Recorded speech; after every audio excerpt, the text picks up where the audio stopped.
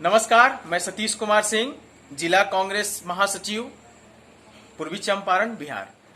आज दिल्ली का जो टॉपिक चल रहा है उस पर मैं कुछ बोलने वाला हूँ। आज दिल्ली के मुख्यमंत्री अरविंद केजरीवाल जो है वो केंद्र सरकार पे हमला कर रहे हैं कि राशन नहीं मिल रहा है, और केंद्र सरकार उन पे हमला कर रही है कि वो सही तरीके से वितरण नहीं कर रहे हैं। तो कुल मिला के अगर इस बात के जड़ में जाया जाए तो ये निकल के आता है कि केजरीवाल भाजपा से लड़ रहे हैं और मोदी जी केजरीवाल से लड़ रहे हैं। इसके बीच में पीस रही है हमारी जनता। और पिछले कई सालों से हम देखते आ रहे हैं दोनों सरकारें, जो केंद्र में मोदी जी की सरकार है और यहाँ पे स्टेट में जो केजरीवाल की सरकार है, दोनों अपना दूसरा टर्म चला रही है।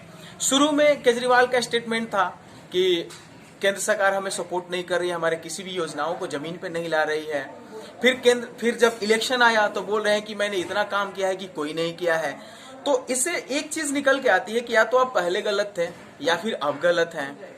चलिए उससे ऊपर उठ के आते हैं कि अगर केंद्र सरकार केजरीवाल को नहीं सपोर्ट कर रही है, केजरीवाल केंद्र सरकार पे आरोप कर रहे हैं, तो डायरेक्ट रूप से दिल्ली की जनता पिस रही है। दिल्ली के जनता को भोजन चाहिए, पीने के लिए साफ पानी की जरूरत है, सांस लेने के लिए शुद्ध हवा की जरूरत है। मोदी जी, आपके लच्छेदार भाषण की जरूरत नहीं है। और केजरीवाल जी, आप तो अब धरना देना बंद कर दिए हैं, कम से कम काम करके तो दिखाइए। दिल्ली की जनता ने आपको दोबारा मौका दिया है। अगर दोबारा टेन्योर भी आप वाद विवाद में निकाल देंगे तो जनता माफ नहीं करेगी। आप में ट्यूनिंग क्यों नहीं बैठ रहा है? अगर आखिर केंद्र सरकार क्यों नहीं राज्य सरकार को का हेल्प कर रही है, राज्य सरकार क्यों नहीं केंद्र सरकार का हेल्प कर रही है, कोऑर्डिनेशन क्यों नहीं है? इसमें तो जनता पीस रही है। कोऑर्डिनेशन अगर सीखना है तो हमसे सीखिए। कांग्रेस की सरकार थी, 15 साल के शीला दीक्षित के शासन में जो विकास हुआ है दिल्ली का, उसका कोई शानी नहीं है पूरे देश में। अगर पूरे देश के अग्रणी राज्यों में ला करके दिल्ली को खड़ा किया गया था तो वो शीला दीक्षित और कांग्रेस की सरकार थी। आज के डेट में जाके देख लीजिए, वहां पे जितने भी ओवरब्रिज बने हैं, जितने भी नल नाले के काम हुए हैं, पीने के पानी की व्यवस्था हुई है, 24 आवर्स बिजली की व्यवस्था हुई थी, सबको सही और सुचारू रूप से राशन मिलता था समय से।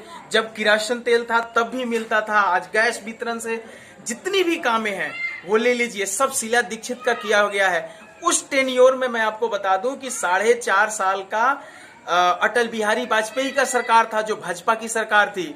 हमने तो कभी आरोप नहीं लगाया केंद्र सरकार पे।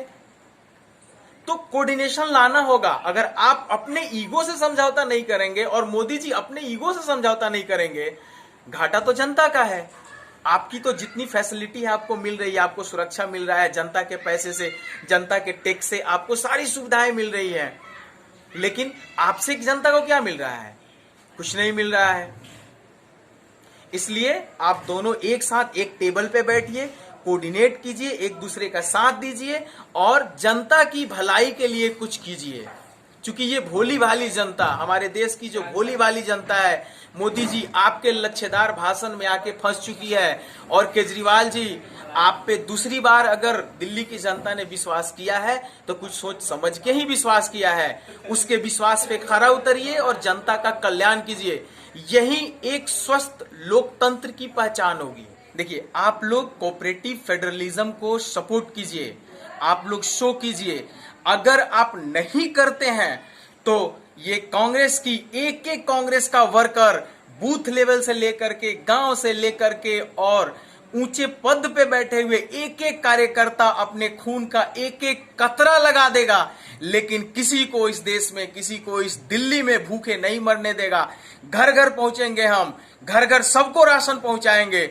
लेकिन आप लोगों से अगर नहीं हो रहा है तो हम घर घर जाएंगे, सबको पहुंचाएंगे। एक एक कार्यकर्ता सड़क पे उतरेगा, जमीन पे उतरेगा। और आपको चेतावनी देना चाहता हूं मोदी जी और केजरीवाल जी, आप नहीं करेंगे तो कांग्रेस का एक एक वर्कर अपने खून का एक एक कतरा इस जनता के लिए बहा देगा। हम जीते हैं तो देश के लिए और मरेंगे भी तो देश के लिए।